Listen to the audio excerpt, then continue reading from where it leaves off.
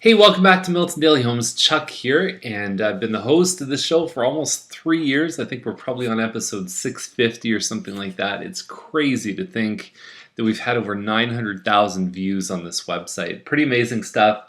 We'll start off. We've got 13 listings today, and Baverstock's the first one up. 349.9.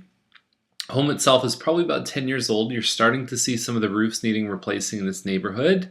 Furnaces and windows seem to be lasting generally pretty well. It's 1235 square feet, and this is a relist, and they've dropped the price on this one. I actually think it's great value here. You've got a separate dining room, plus you've got the kitchen, and there's a family room just around the side. And there are tiles in the family room, which may not appeal to everybody. It's not that hard to fix. I ripped tiles out of my own house when I first got there. But the dark walls, I think, would have a bigger impact. And again, that's even easier to fix than tiles. You just got to prime and paint.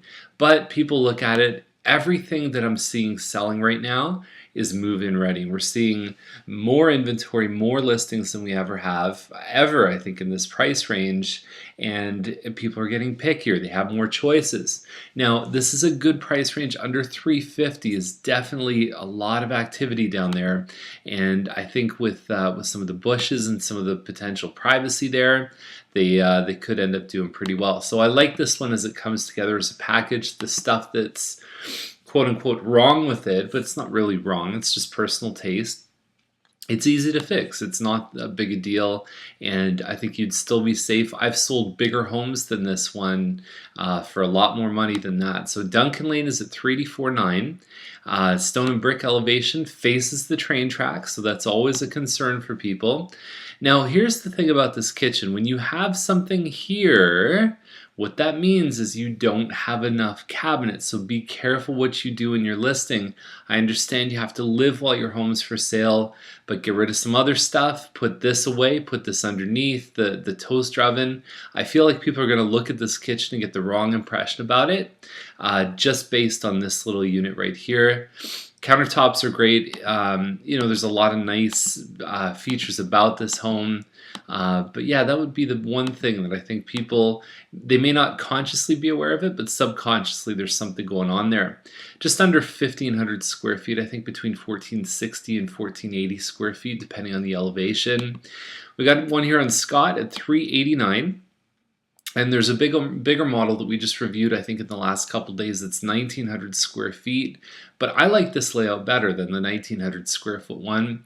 And that one's at 399. So 389 is a good price. There's one that's been hanging around for a little bit at 382, but this one far exceeds that one. So competitively, done some good job on pricing by looking at what's currently for sale and pricing accordingly. It's nice to have a little TV up here, especially if the wires are hidden, if there's a conduit there that you don't need to worry about. No backyard. You've got a double garage with a deck above.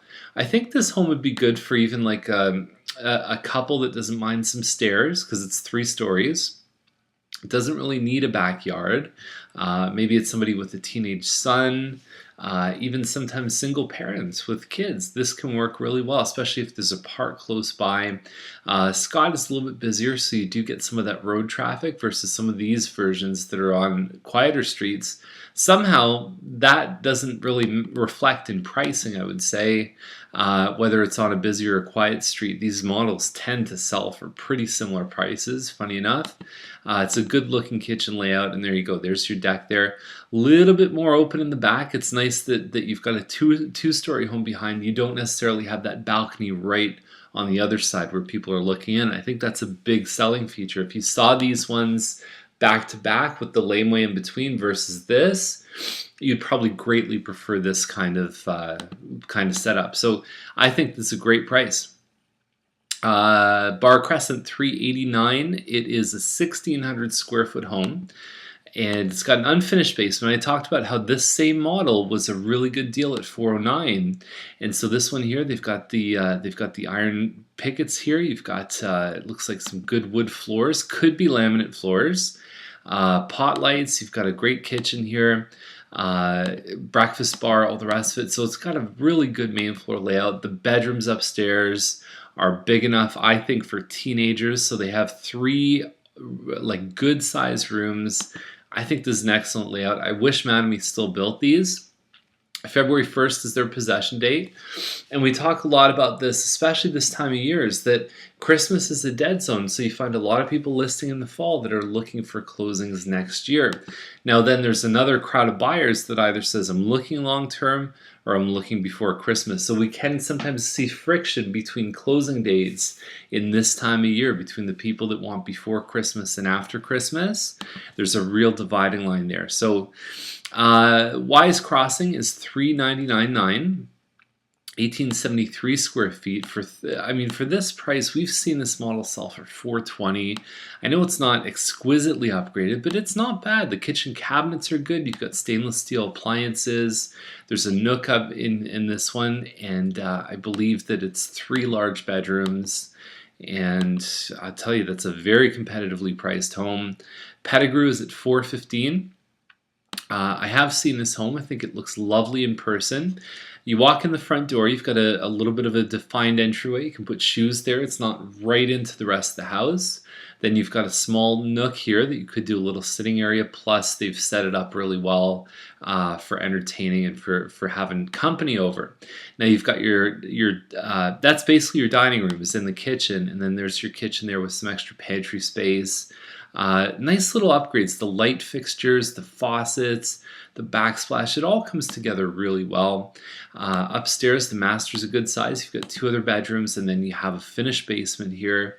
There's ceramic floors, which can be a little cold in the basement, but you put some area rugs down. And the advantage is if you ever had water in the basement, which I'm not saying these guys do, but I'm saying if you ever did, having ceramic floors on your basement is generally a lot better than if you had laminate. It'll cause far less damage. So landscaping in the back, front to back, a beautiful house.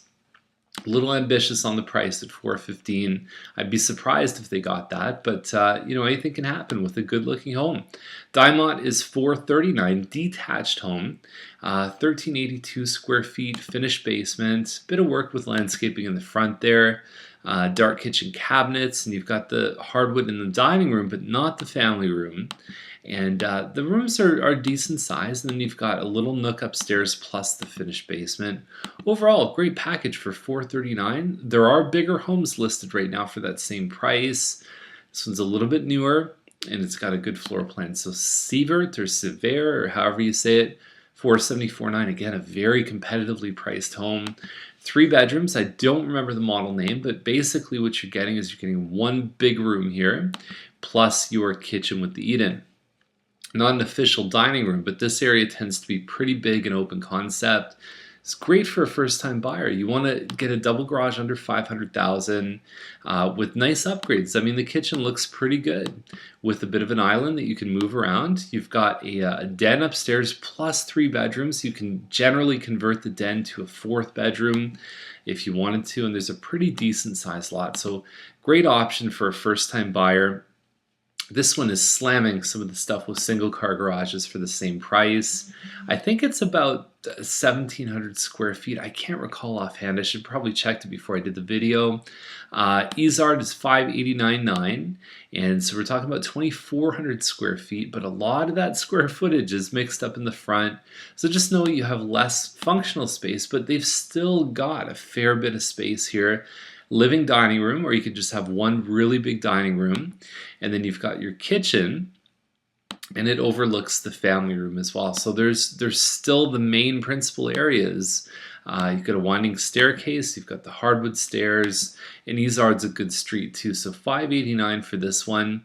On paper, it ticks all the boxes. It might be a little bit high on the price though, just given what it's competing against. $617,270 is the price for this one on Harkin Place, and it's about 2,700 square feet.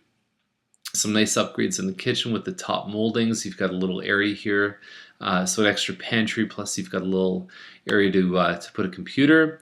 Now, if that's the end of the eat-in area and that's the family room, it's a little bit narrow. I mean, really, you're thinking, what, a couple feet on either side of the fireplace. Not tremendously huge. There's your living dining plus your hardwood staircase. It looks like there perhaps could be a separate den in front, which could come in really handy. double sinks in the master, and there you go. You know, for that size, I mean, historically it's competitive. I think that it's probably a little bit high given what else they're competing against. Drysdale 639, 3,000 square foot home. And I actually like this one a lot. I think they've done some smart upgrades in here. They've upgraded some of the hardwood here. Although I'm not sure how the grains going this way and then that way are going to look. That might be something that you'd want to check out when you see it in person. So they've done a good job here. And the kitchen has some nice upgrades, some granite counters. You've got a backsplash all set up. The appliances are put into the home. And you're going to have to live in dirt for a little while. I'm surprised the driveway is in such good condition. Most of the time you're getting gravel for the first little while. Balcony off the second floor. Great first floor layout, great second floor layout. If you look up Mattamy Shade Bush with Google, you can find the floor plans. And I think it's one of their best models. And it's just over 3,000 square feet, 3,007 I think. Nice. So Randall Crescent 669. Not sure what I think about this because we've seen homes that are similar to this in the spring that sold for 630, and you say, okay, well maybe the market's gone up a bit. But overall, we've seen some tough sales lately in Timberlea, especially getting over 6. It's getting harder and harder. Competing against stuff like Valley View with a beautiful ravine behind.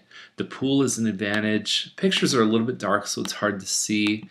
The kitchen looks like it's been it's got some decent upgrades inside. It's hard to tell. The shadows, the darkness, unacceptable. When you're playing at this level with a home that people are really looking for, you got to bring the goods on the photo. So 56 by 110, nice wide lot.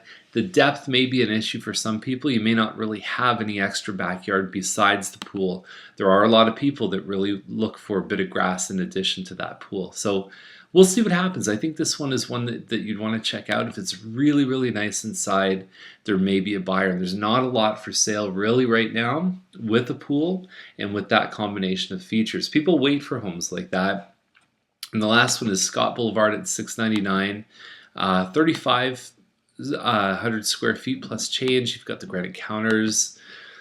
It's on Scott, which is a really tough street to sell, especially like the big homes, like 650 plus, because people have choices in that range and they don't have to live on Scott, right? It's one of those things. If you crank the price up a little bit, which in this price range, 699 to 720 is really not a big deal for most of the buyers. It's a tricky one. I think it actually has better curb appeal than most of the homes that we see in this area. But yeah, it's a tricky one. We talked about this one before on Daily Homes. There's factors there. It's not a wow inside, and the street is going to give it issues. So that's the deal with that one there, and that's the 13 homes from today. If you have any questions, give us a call, and we're always glad to take you out and see anything that you see in today's list that might be interesting for you. And we'll see you tomorrow.